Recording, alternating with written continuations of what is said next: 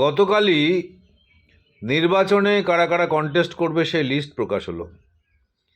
তাতে বেশ কিছু নাম সংযোজন হলো, বেশ কিছু নাম বিয়োজন হলো।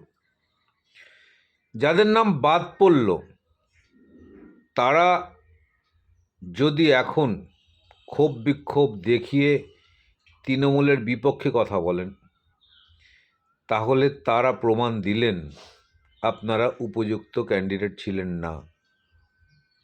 দল তার সুযোগ সুবিধা মতো কাকে কোথায় প্রার্থী করবে, কাকে না করবে, কাকে কোন পদ দেবে না দেবে, সেটা দলের সিদ্ধান্ত। দলের যারা সৈনিক তারা দলের সিদ্ধান্তকে পাথেয় করে, দলের সিদ্ধান্তকে মাথা পেতে নিয়ে সর্বশক্তি প্রয়োগ করে দলকে জেতানোর চেষ্টা করবে, তারাই দলের সৈনিক।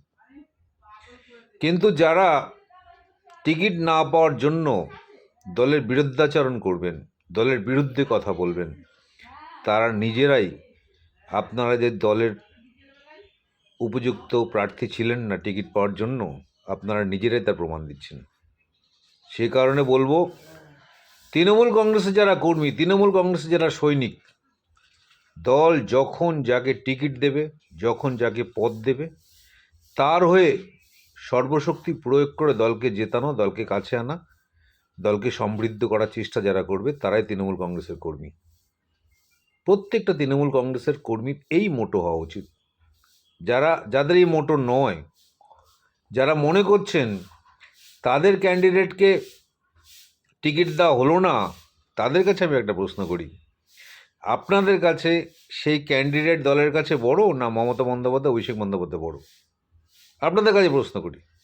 তাহলে মমতা বন্দ্যোপাধ্যায়, অভিষেক বন্দ্যোপাধ্যায় যাকে মনে করেছেন যে দল তাকে টিকিট দিলে সমৃদ্ধ হবে, তারা তাকে টিকিট দিয়েছে। আপনারা কেন যাদের অনুগামী আপনারা হতে চাইছেন তাদের থেকেও অভিষেক বন্দ্যোপাধ্যায়, মমতা বন্দ্যোপাধ্যায়কে আপনারা ছোট মনে করছেন? তৃণমূল কংগ্রেস যারা করবেন, দল যখন যাকে দায়িত্ব দেবে, যাকে নেতৃত্ব দেবে, তার ছাতার নিচে থেকে সর্বশক্তি প্রয়োগ করে দলকে ঊর্ধ্বমুখী করতে হবে, এটা তৃণমূল কংগ্রেসের মোটো। যারা সেটা করবেন না তারা তৃণমূল কংগ্রেসে থাকার যোগ্য লোকই নন।